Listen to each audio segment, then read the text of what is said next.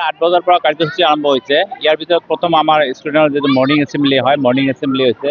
ইয়াৰ পিছে আমাৰ কি প্ৰধানমন্ত্ৰী যে আজি আত্মবিশ্বাস কৰিছিল, তেখেতৰ আমাৰ যিটো শোক দিৱসটো আমাৰ ঠিক 8:30 বজাতে আমাৰ পৰা হৈছিল। ইয়াৰ পিছত আমাৰ কাৰ্যসূচী মতে আমাৰ প্ৰথম সোণালী জয়ন্তী উপলক্ষে আমি 9 বজাৰ লগে লগে আমাৰ যিটো শ্বহীদ বেদী আছে, শ্বহীদ বেদীত মাল্যাৰ্পণ কৰা হৈছিল। ঠিক তাৰপিছত আমাৰ 10 বজাত আমাৰ যিটো ফ্লেগ হোষ্টিং শিলবাৰী পাব্লিক হাইস্কুলৰ 50 বছৰ সম্পূৰ্ণ হ'বলৈ গৈ আছে, সেই উপলক্ষে আমি যি সোণালী জয়ন্তী পাতিবলৈ আমি লৈছোঁ।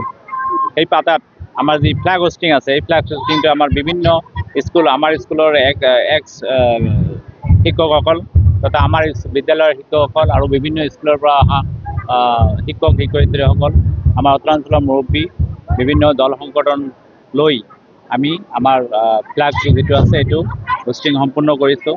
ইয়াৰ পিছত আমাৰ BTCৰ শিক্ষা বিষয়া আমাৰ উইলছন বিষয়ৰ আমাৰ উইলছন হাজদা ছাৰ আহি আমাৰ বিদ্যালয়ৰ যিটো আধাৰশিলা আছিলে এইটো আমাৰ স্থাপন কৰিলে। তাৰপিছত আহি আমাৰ কাৰ্যসূচী মতে আমাৰ উদ্বোধনী অনুষ্ঠান হ'ল মুকলি সভাৰ উদ্বোধনী হৈ আমাৰ ভাষণ দিয়া যিটো মুকলি আসনৰ ভাষণ, এইটো আমাৰ নিৰ্দিষ্ট বক্তা আমাৰ আছিল, যদিও আমাৰ প্ৰমোদ বড়ো ছাৰ তেখেতে আহিব পৰা নাছিল। ইয়াৰ পৰিৱৰ্তে আমাৰ উইলছন হাজদা ছাৰ আহিছে, তেখেতে ডাকিলে।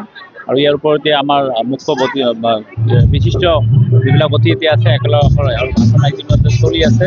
আৰু শেষত আমাৰ অলপ সাংস্কৃতিক অনুষ্ঠান আছে, 1 ঘণ্টা আধা ঘণ্টা। ইয়াৰ হোৱাৰ পিছত আমাৰ আজিৰ কাৰ্যসূচীটো আমি সমাপ্ত পাৰিম। আজি ভাল লাগিছে যে শিলবাৰী পাব্লিক হাইস্কুল প্ৰাংগণত যিটো সোণালী জয়ন্তী যিটো উদ্বোধনী প্ৰগ্ৰাম কাৰ্যসূচীত উপস্থিত হৈ বহুত ভাল লাগিছে যে তেখেতসকলে আজি প্ৰায় 50 বছৰ পূৰ্তি কৰিলে। আৰু লগতে ইয়াৰ পৰা যি ছাত্ৰ ছাত্ৰীসকলে পঢ়া শুনা কৰি আজি হয়তো মানে ভাল অৱস্থাত গৈছে, ভাল জেগাত গৈছে, আৰু লগতে বহুতখিনি ইয়াৰ পৰা মানৱ সম্পদ যে বনাব পাৰিছে, মোক ভাল লাগিছে। আৰু বিশেষকৈ মই প্ৰমোদ বড়ো ডাঙৰীয়া দেৱক ধন্যবাদ জ্ঞাপন কৰিব খুজিছোঁ যে তেখেতে আজি ইয়াত অহাৰ কথা আছিল, বিশেষ অসুবিধাৰ কাৰণে আহিব পৰা নাই, কিন্তু মোক EM এডুকেশ্যনৰ দায়িত্ব দি কিনি মোক আজি ইয়াত পঠালে। আৰু ভাল লাগিল যে ইয়াত অহাৰ লগে লগে প্ৰায় তেখেতে যিটো শিলবাৰী পাব্লিক হাইস্কুলৰ ফালৰ পৰা যিটো দাবী কৰিছিল, তাৰ দাবীৰ ভিতৰত প্ৰায় 5খন দাবী তেখেতে পূৰ্ণ কৰিলে। আৰু সেইটো মই আজি ফাউণ্ডেশ্যন ষ্ট'ন লে কৰিব পাৰিলোঁ। সেইটোত বিশেষকৈ আমাৰ স্কুল গেট যিটো মেইন, সেইটোৰ কাৰণে তেখেতে এটা অনুদান প্ৰদান কৰিব। আৰু তাৰপিছত ৰিপেয়াৰিং আৰু ৰিন'ভেশ্যন, আমাৰ যিমান ৰিপেয়াৰিং ৰিন'ভেশ্যন কাম আছে প্ৰাইমেৰীৰ পৰা আমাৰ ছেকেণ্ডেৰীলৈকে, সেইখিনি তেখেতে এটা চেংচন কৰি আছে। ষ্টুডেণ্টসকলৰ কাৰণে এটা ডাইনিং শ্বেড, যিবিলাক মিড ডে মিল খায় তেখেতসকলে যাতে ভালকৈ এটা শ্বেড যাতে পাই যায়, তেখেতসকলে ভালকৈ যাতে খাব পাৰে।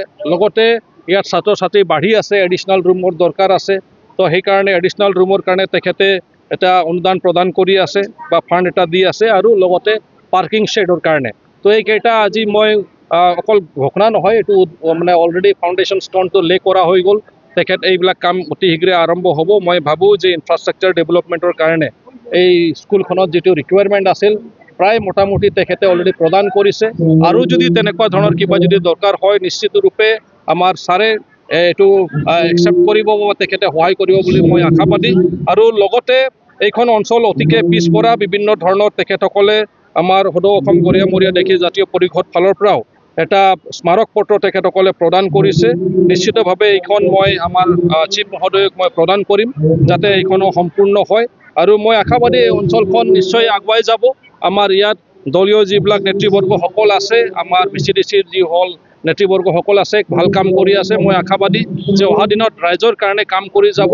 আৰু এই স্কুলখন, এই বিদ্যালয়খন এটা মানে ফিউচাৰ ভৱিষ্যতটো ভাল কৰাৰ কাৰণে, এইখন অঞ্চলৰ ল'ৰা ছোৱালীৰ ভৱিষ্যতটো ভাল কৰাৰ কাৰণে যি দায়িত্ব পালন কৰি আহিছে, সেইটো নিশ্চয় আকৌ পালন কৰি যাব বুলি মই আশাবাদী। কাৰণ অলৰেডি আমাৰ চৰকাৰ ফালৰ পৰা শিক্ষাক অলৰেডি প্ৰাধান্য প্ৰদান কৰা হৈছে, এডুকেশ্যনক আমি প্ৰায়ৰিটি দিছোঁ। আৰু নিশ্চিতৰূপে এই মেটাৰত কোনো কম্প্ৰমাইজ কৰা নহ'ব। কোৱালিটি অফ এডুকেশ্যন, গুণগত শিক্ষা হ'বই লাগিব।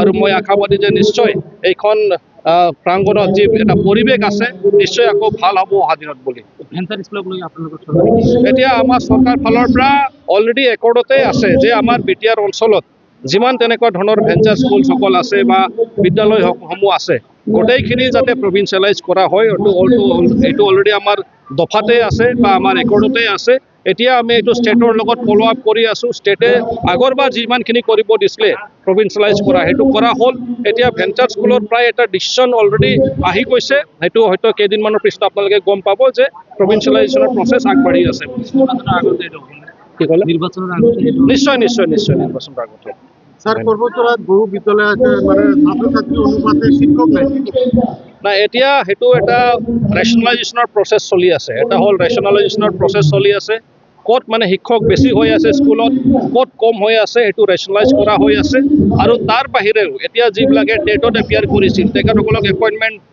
আগত দিয়া হ'ল এতিয়া আৰু দিয়াৰ কাৰণে এতিয়া প্ৰস্তুতি চলোৱা হৈ আছে তো মই ভাবোঁ যে অতি শীঘ্ৰে যিটো এটা নাটনি হৈছে এইটো শেষ হৈ যাব বুলি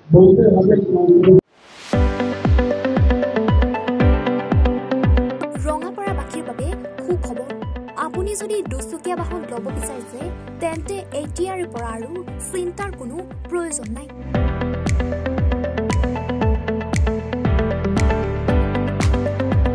আপুনিও আহিব পাৰে ডিবিপি এছ'চিয়েটৰ বাজাজ টু হুইলাৰ ডিলাৰ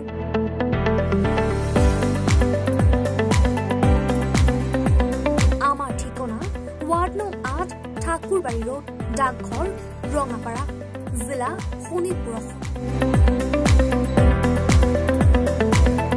আমাৰ যোগাযোগৰ নম্বৰ 9435707133 9707967285285